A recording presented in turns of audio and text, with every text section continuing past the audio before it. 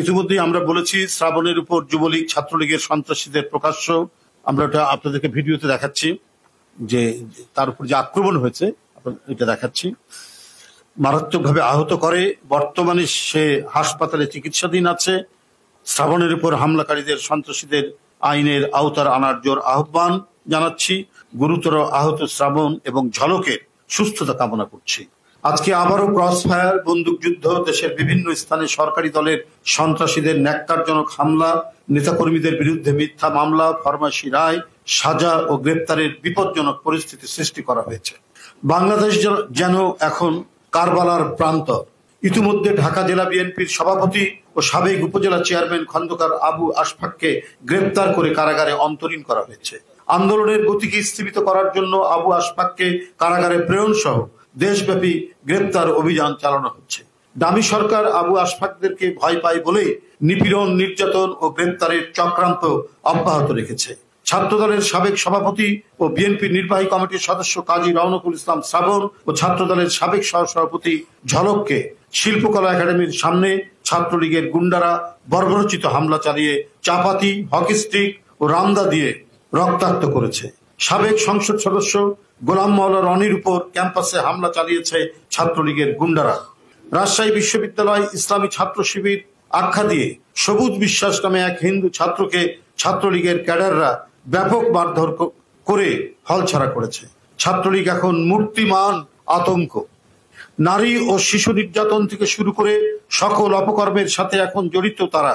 রাস্তাঘাট, বাড়িসহ এদের হাতে মানুষের জীবন অনিরাপদ। শেখ হাসিনার মগের মুল্লুকের মগদস্যু হিসাবে এরা অপহরণ, শান্তি শৃঙ্খলা বিনষ্টকারী, এরা নিরাপত্তা ও মানবাধিকারের শত্রুতে পরিণত হয়েছে। বন্ধুরা, দেশে চলছে এক অর্থনৈতিক নৈরাজ্য। ব্যাংকগুলো টাকার জন্য হাহাকার করছে। ব্যাংক ঋণ বিতরণ করছে আমানতকারীদের অর্থ থেকে, আবার ওই ঋণের অর্থ ক্ষমতা ঘনিষ্ঠ লুটেরা ফেরত দিচ্ছে না। ইতিমধ্যে ব্যাংকগুলোর বিনিয়োগ ক্ষমতা কমে যাচ্ছে। আবার চরম ডলার সংকটে গ্রাহকের চাহিদা অনুযায়ী পণ্য আমদানির জন্য এলসি খুলতে পারছে না। অন্যদিকে উপজেলা ও জেলা পরিষদের সরকারি কর্মকর্তাদের জন্য 261টি স্পোর্টস ইউটিলিটি ভেহিকেল অর্থাৎ এক ধরনের স্টেশন ওয়াগন ক্রয়ের জন্য প্রধানমন্ত্রীর মত দিয়েছেন, যার প্রতিটি মূল্য 1,46,00,000 টাকা। গত 7ই জানুয়ারি ডামি নির্বাচনের আগেই কেনার কথা ছিল, যা উৎকোচ হিসেবেই সেগুলিকে মানুষ বিবেচনা করেছে। যাই হোক, সেই সময় এই ক্রয়ের বিষয়টি স্থগিত রেখে ডামি নির্বাচনে কর্মকর্তাদের অবদানের জন্য কৃতজ্ঞতা স্বরূপ এখন তাদের তা দেওয়া হচ্ছে, অর্থাৎ এই ভেহিকেলগুলো দেওয়া হচ্ছে। রাষ্ট্রীয় কোষাগার থেকে টাকা নিয়ে এইগুলো দেওয়া হচ্ছে, কারণ তারা এই ডামি নির্বাচন করেছেন, একতরফা নির্বাচন করেছেন। এই কারণেই এটি তাদেরকে উপহার হিসাবে দেওয়া হচ্ছে। প্রধানমন্ত্রীর কাছে দেশ ও জনগণ অপান্তেয়, শুধুমাত্র ক্ষমতায় আরাধ্য। সরকারের এই নীতি কর্তৃত্ববাদী শাসনের এক চরম দৃষ্টান্ত। আপনারা ইতিমধ্যেই আমরা বলেছি শ্রাবণের উপর যুবলীগ ছাত্রলীগের সন্ত্রাসীদের প্রকাশ্য আমরা ওটা আপনাদেরকে ভিডিওতে দেখাচ্ছি যে তার উপর যে আক্রমণ হয়েছে এটা দেখাচ্ছি। মারাত্মকভাবে আহত করে, বর্তমানে সে হাসপাতালে চিকিৎসাধীন আছে। শ্রাবণের উপর হামলাকারীদের সন্ত্রাসীদের আইনের আওতার আনার জোর আহ্বান জানাচ্ছি। গুরুতর আহত শ্রাবণ এবং ঝলকের সুস্থতা কামনা করছি।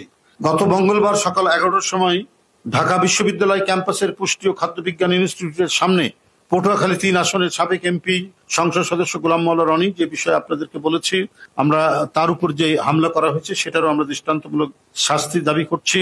কেন্দ্রীয় যুবদলের সহসভাপতি চট্টগ্রাম মহানগর যুবদলের সভাপতি মোশাররফ হোসেন দীপ্তি, আকবর শাহ থানা যুবদলের আহ্বায়ক গিয়াসউদ্দিন টুনু ও সদস্য সচিব ইলিয়াস খান সহ এজাহার নামীয় 21 জন এবং অজ্ঞাত 15-20 জনকে আসামি করে একটি মিথ্যা ও গায়েবী মামলা দায়ের করে আকবর শাহ থানা পুলিশ গত 20 মে 2024 তারিখে ঢাকা মহানগর দক্ষিণের আওতাধীন সবুজবাগ থানার অন্তর্গত 73 নম্বর ওয়ার্ড বিএনপির সভাপতি মোহাম্মদ সোহেল আহমেদ মাকসুদ ফরমাশি রায় সাজাপ্রাপ্ত একটি মিথ্যা মামলায় আইনের প্রতি শ্রদ্ধাশীল হয়ে আদালতে জামিন চাইতে গেলে আজ্ঞাবহ আদালত জামিন নামঞ্জুর করে তাকে কারাগারে প্রেরণ করে।